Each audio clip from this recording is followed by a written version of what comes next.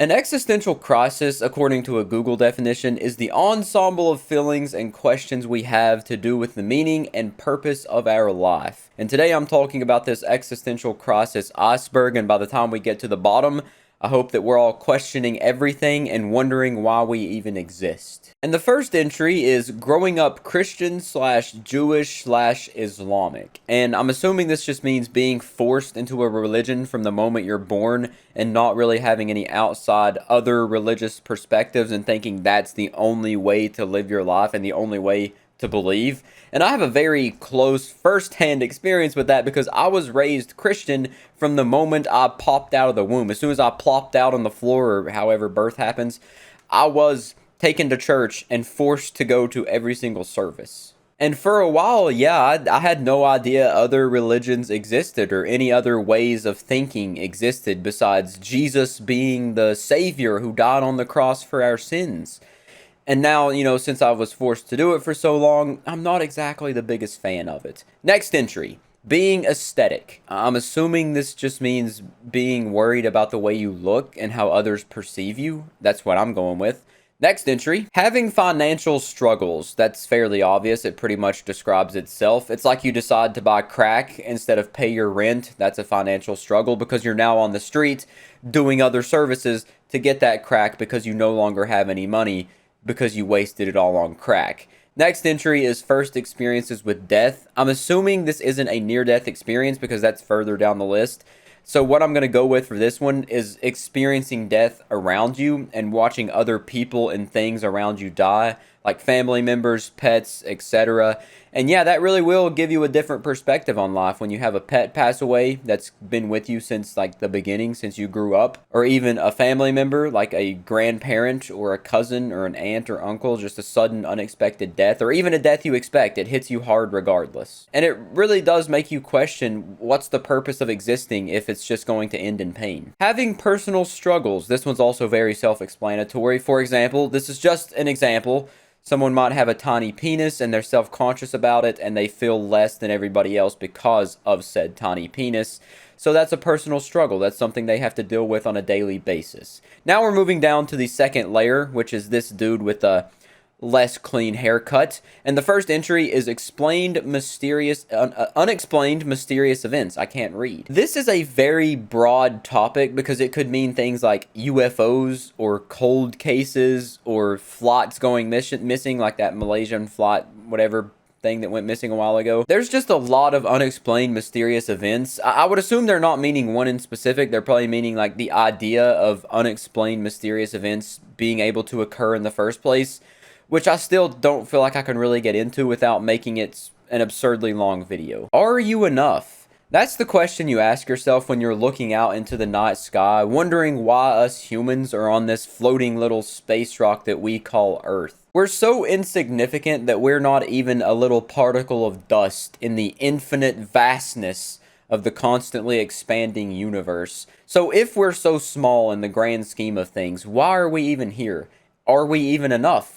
What even is the purpose of anything? And it's thoughts like that that really make existence seem horrifying. Humans can't imagine dimensions of the universe. Now, I don't know if this is referring to like 4 dimensions or 5 dimensions. Like we can only see the world in 3 dimensions, therefore we can't imagine more dimensions than that because we live in the 3rd dimension. I'm assuming that's what I'm rolling with because I don't think anything else makes much sense in my head. And that is an interesting thought that there could be potentially infinite dimensions that we just aren't capable of perceiving, that have mysteries and secrets that we'll just never know about because we, quite frankly, will never be able to access them. It's like having a lock that has no keyhole. It's just going to be forever sealed shut. Over 90% of the oceans are undiscovered. This is a little fact that I'm sure everybody knows. You learn about this in like grade school and it blows your mind the first time you hear it, and then it constantly keeps blowing your mind the more you think about it, because the earth is what, like 75% water or something, and we don't know what 90% of that water holds in store for us. That's absolutely bananas. We live on this planet and we don't know what 90% of the water on a majority water planet has in it. Now that is an absolutely terrifying thought, and maybe one of the most existential things on this list because it hits so close to home. The stars you see now are long gone. This one honestly doesn't really fill me with a sense of existentialism. It doesn't fill me with that sense of dread that some of these other entries have, because as someone who is an outer space enjoyer and already knew this little bit of information, how it works is that the stars you see in the night sky, due to the gravitational forces and how they work in outer space, the way it warps space and makes it like fold over itself and all this kind of goofy stuff, what we see are stars how they appeared millions and thousands and a bunch of years ago. That's not how they look currently. It's how they look a long, long time ago. And the further away they are, the longer ago they are. I'm sure you've heard this before, but if someone were to like look at Earth through a super massive telescope and be able to see the planet from like thousands and thousands of light years away, they would see it with dinosaurs on the Earth because of the way that gravity affects time and space. So honestly, to me, this bit of information doesn't feel scary. It feels more cool because it's almost like you're looking back on the past. It's like you have your own visual time machine. Suffering from derealization / depersonalization. So I can't really speak on this from a personal perspective because I've never experienced it, but from what I've searched up and what I know about the subject, it's when someone has this feeling that they're observing themselves from outside their body, and they don't have a sense that things around them are real. They kind of feel like nothing around them is real, and maybe they aren't even real themselves. And it's scary because being detached from your surroundings is a very horrifying thought, because that's like one of the main things, one of the main human experiences is feeling attachment to your surroundings and to yourself. And when you lose that, I'm speechless. It's just that scary. Psychedelic drug experiences. Let me tell you a funny little story here. I did some research trying to find things out about psychedelic drugs, and I found this plant called salvia. I found out it was legal, and I was very close to ordering it when I was like 16 or something. I think you have to be 18, but regardless, I was very close to ordering salvia extract and trying to trip my balls off on it. But then I started like listening to some trip experiences and some like what people saw while they were on salvia. And this one dude said that he experienced a full lifetime of living at like the bottom of a lake or something, the bottom of some body of water. He experienced this full life. He had a wife, a child, and he lived this life for like 30 years, or what he felt was like 30 years. But in the real world, it was only a couple minutes or like a couple hours at most. And then he came back and had this overwhelming sense of loss because to him, he experienced like a full lifetime. And it was that story that made me never want to try psychedelic drugs. I probably will eventually because, why not? And it's crazy that the brain is capable of doing stuff like that. That's a scary thing. We have this little fleshy thing in our head that's capable of making us perceive all of this. Being born in the wrong body. I'm assuming this means like people who were born like male and then they have always felt like they were a female, so maybe they do like the transition surgery or whatever. Is that what this is referring to? Because that also would play a major role on like your personal identity. That would definitely mess with you bad. And then especially having conservatives who are trying to dictate the way you live your life and gatekeep your happiness, that also doesn't help. But yeah, that's very scary right there. Growing up in cults / sects. Yeah, that's gonna have to mess you up pretty bad, huh?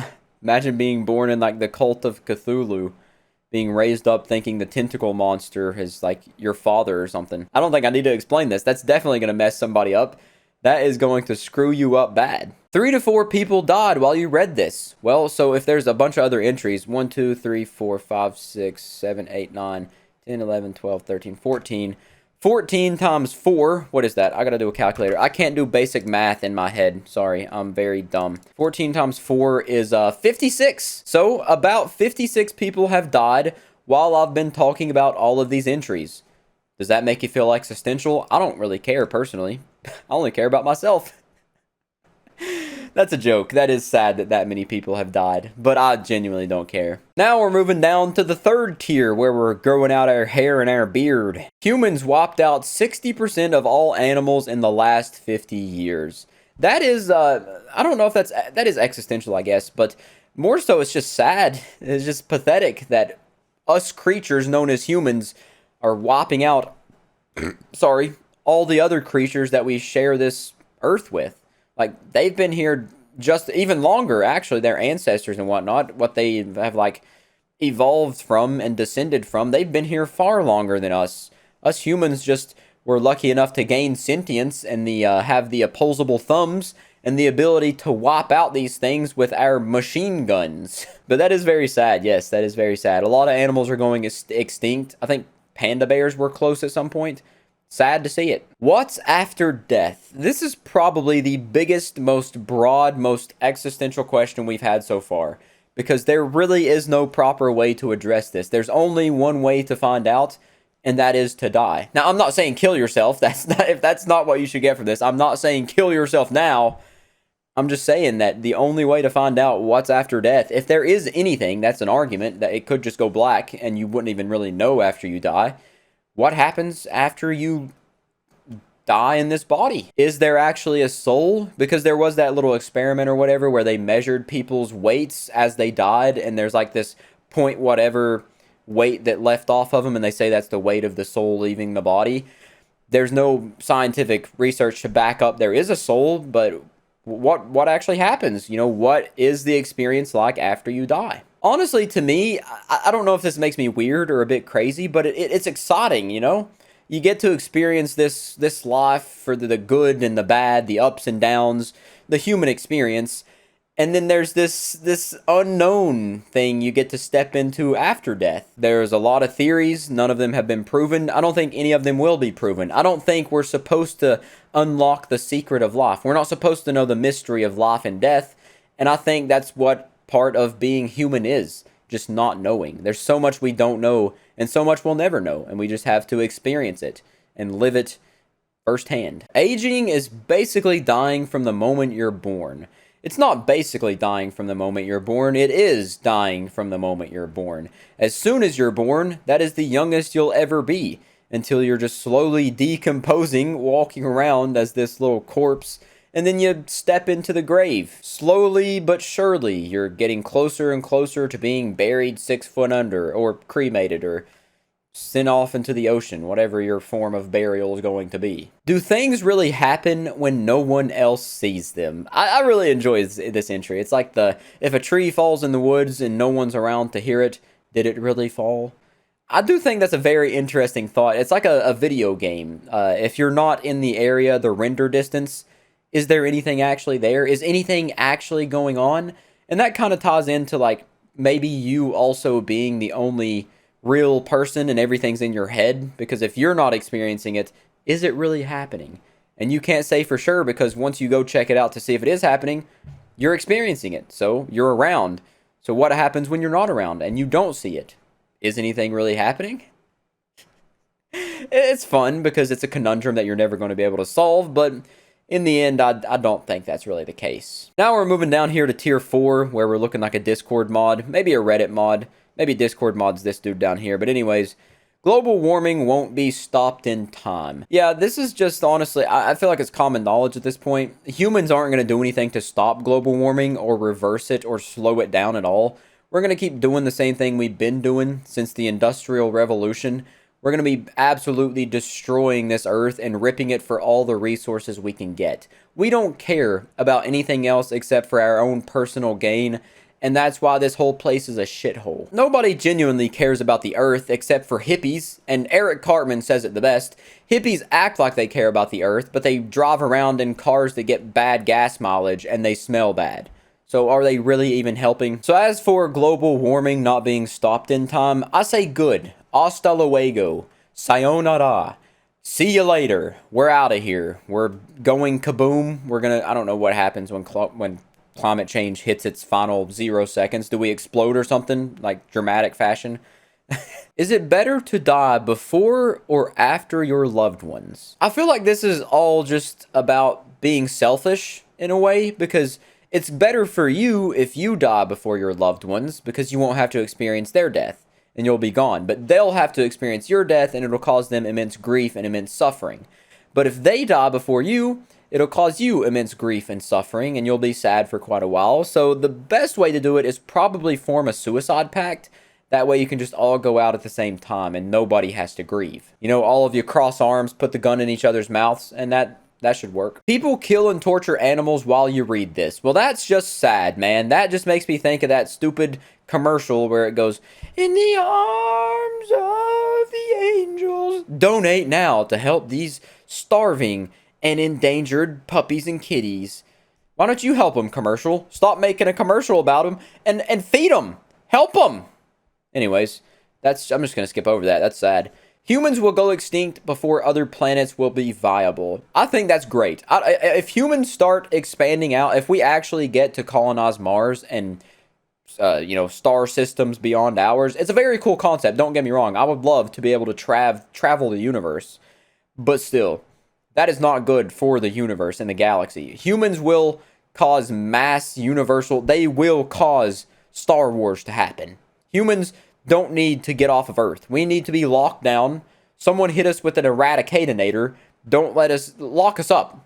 Box us up. We don't deserve to get off this planet. We don't deserve to colonize other planets. That's not good. Nothing good has ever happened from allowing humans to evolve. Now we're going down here to, what is this, tier 5 or something? Now we're on the Discord mod level. So, what would you have done under the Nazi regime? Oh, wow.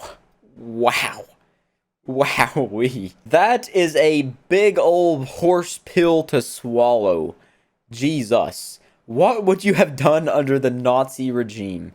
I had not read this one before I went through this, so that is a good one. That is a really good one. That is a very good little moral dilemma that you can have in your head. So in this, I'm assuming that you're on the side of the Nazis, or am I just making myself a Nazi by saying that? So if you were on the side of the Nazis, would you have followed what was socially the norm and socially acceptable to do, which was obviously, eradicating the Jewish people, which obviously isn't good.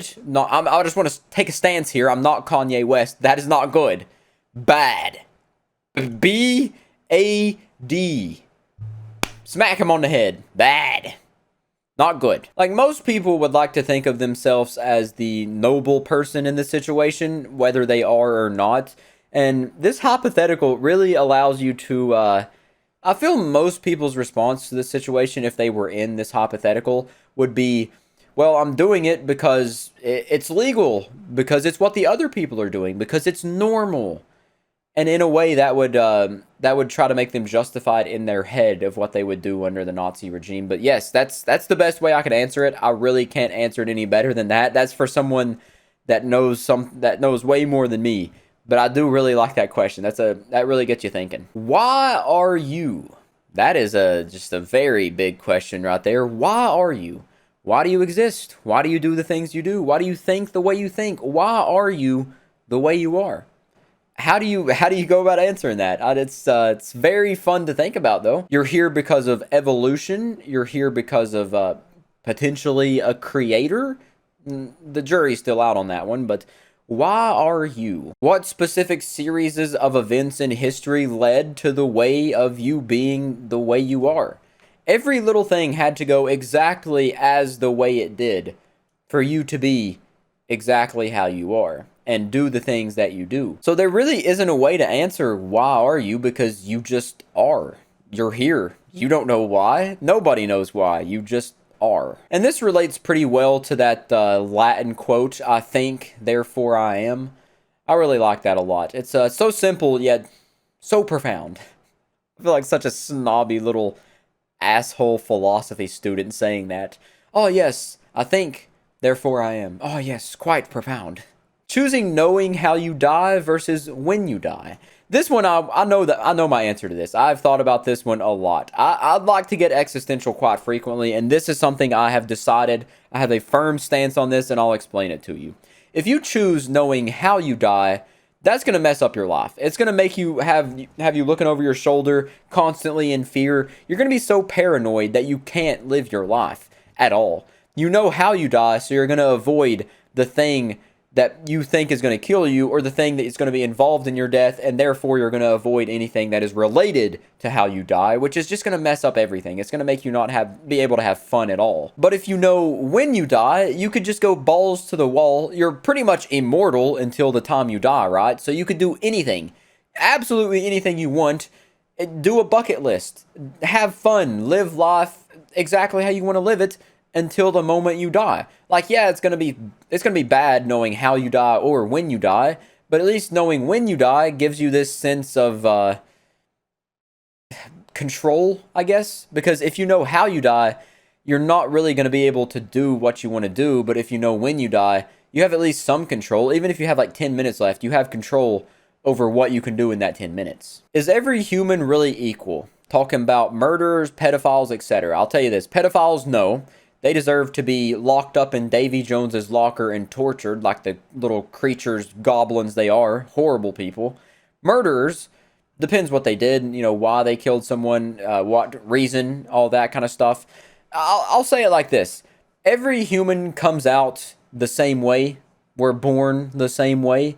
Now, inside of us, everyone's different, obviously. A couple people, their screws aren't as tight as other people. But in the end, we're all humans. We all suck. And no, we're not equal at all.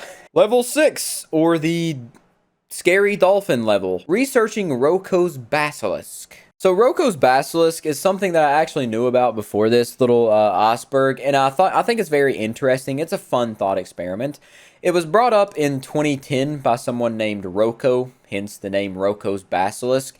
And it's a decision type of theory, where the argument is that in the future there is this AI supercomputer type of thing that will be built, and it will punish anybody who knew about it yet chose not to help it be created. So it's going to enact revenge on people who knew about it yet did nothing to help its creation. So, for example, since I just told you about Rokos Basilisk, you now know about it, and you're probably not going to help build it, so you will get killed in the future by Rokos Basilisk when it realizes that you didn't help create it. So if you know about it and you didn't help make it, you're donezo. Ego death. So this is definitely something you've probably heard about, but basically, in short, it's a complete loss of subjective self-identity. You just completely lose the idea of who you are. And this is a big phrase used with like the meditation type of people. They say if you have ego death, it makes you feel not distinct from the world. You feel like you are one with the world and one with the universe, and that you're also connected to all other human beings.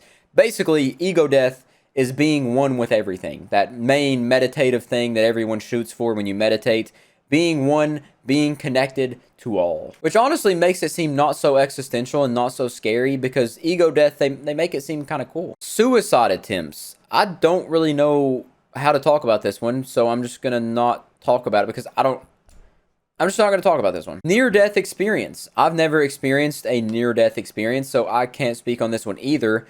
But I'm assuming that it is a very existential feeling, being in a place where you could have died, but you somehow just barely escape death from like the skin of your teeth. Like, there's kind of levels to it also, because a near-death experience could be something like you were in a car crash and it almost killed you. You were just barely hanging on to life. You've seen the Grim Reaper, the light at the end of the tunnel. Or it could be something less serious than that, like you were on a bicycle and a car almost hit you. But according to Google, it says that a near-death experience is described as a type of depersonalization or feeling of strangeness or unreality that mimics a state of death and serves as a sacrifice of a part of the self to avoid actual death. Near-death experiences do seem very scary, and I don't really want to have one. It will probably make you more thankful for your life and more appreciative of the time that you have left, but still, I don't want to have a near-death experience. I'll pass. Multiverse/simulation theory. So the multiverse theory obviously is pretty self-explanatory. It's been very popularized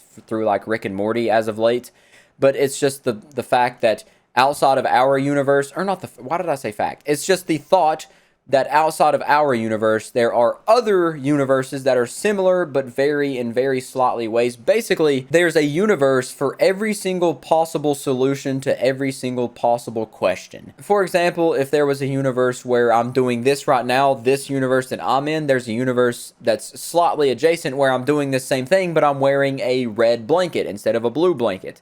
And then the same thing for every little minor detail and even big details. There could be another universe where I'm recording a video right now, but it's a different video. Or a different universe where I don't record videos and instead I'm a hardcore meth addict. There's just a universe for everything. Hence, multiverse. There's infinite different universes of different possibilities. The possibilities are quite literally endless. And then simulation theory is, of course, the whole Matrix idea that nothing's real. It's all a simulation. Bada bing, bada boom. That's all you need to know. Now we're on the final tier, the home stretch, baby. Nihilism. In short, nihilism is the belief that basically nothing matters. You reject everything from like religion to morality. You just think that nothing matters at all. And nihilism is actually a really big form of philosophy. It's basically just you're really skeptical that nothing in the world has a real existence. I don't particularly understand it because it just seems like it takes the meaning out of everything, which I guess is the purpose. And but I feel like the whole reason for existing is finding meaning, finding some kind of value out of it. You know, you're here, why not make the most out of it? But instead, these nihilists just kind of just say nothing matters. Everything's meaningless. Seen a god, but no evidence. So this one, he actually explained it in the comments what it meant. He means that you see evidence of a god, like he comes and speaks to you or does something that's very evident that they exist, but there's no evidence to back it up, so everyone kind of thinks you're crazy, and therefore that you can't prove it. They can't say that you actually seen God, and you can't prove it, even though you personally experienced it, you can't prove it. So that's just kind of going to eat you alive, knowing that something exists, but you can't prove it. That would be very, very aggravating, more than existential for sure. But it's basically what every religious nut does these days. I talk to God. He doesn't actually say words to me, but I talk to him in my head. But there's no evidence, but he's real. Believe me. Belief. Anyways, next entry is nothing really matters. That is nihilism. So I'm not sure if I need to explain that again. Nihilism. Nothing really matters. Refer back to nihilism. Everyone and everything around you just exists in your mind. That's protagonist syndrome right there. That's main character-itis.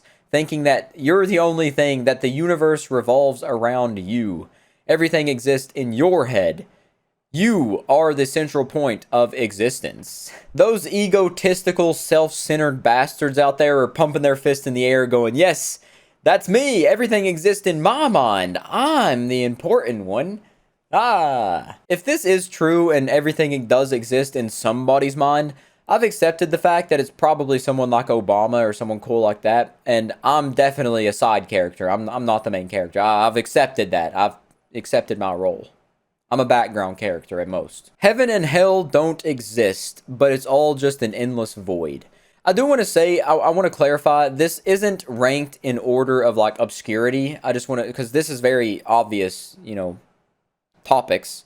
It's ranked in orders of filling existential crises. Just wanted to point that out because there was some confusion I've seen in the comments of this. I did want to point that out just for a second. But heaven and hell don't exist.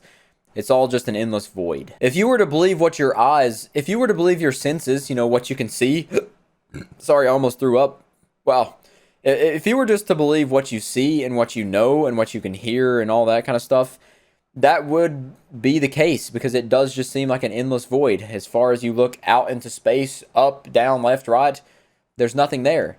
So it's all just, it refers back to belief. Once again, but just because there's no evidence, does that mean it doesn't happen, that it doesn't exist? Who knows? You can't prove it. And if you can't prove it, it just goes back to belief. It's like an endless, vicious cycle. You believe it, there's no evidence. You try to prove it, you can't, goes back to belief. Now, the last entry, which is kind of the same as the one beside it, but you could be God without knowing. It's kind of similar to everything and everyone existing in your mind because that would kind of make you God, but you could be God and you don't even know it. You could be the creator of everything. You could be the one making your life miserable. You could be the one that makes that girl hate you, that you really want to talk to, that she just really doesn't like you because you're ugly or whatever. You created yourself ugly, though, because you're God. You made yourself a loser.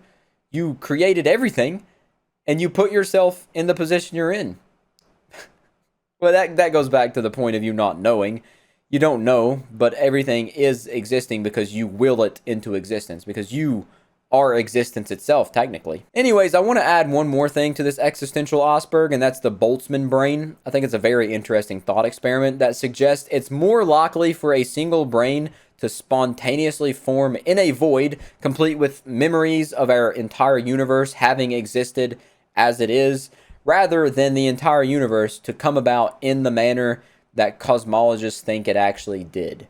That is a little thought that will definitely not let you sleep, because it also relates to the last couple of entries there of everything existing in somebody's head. It's more likely for a brain with memories intact about everything that you think is real forming spontaneously out of nowhere than it is for the Big Bang and whatnot to have happened. That's just, think about that while you're eating cereal this morning, and then when you go to sleep, think about it some more, and then just go ahead and not sleep because you're thinking about it so much. That's what I do. That's what I do all the time. Anyways, that's the iceberg. Hope you enjoyed. Thanks to user Obscura Taberna for posting this iceberg 2 years ago. I'm a little bit tardy to the party, but I had fun nonetheless. I blew my kazoo. I had fun. I had a blast doing this, and I'll catch you in the next one.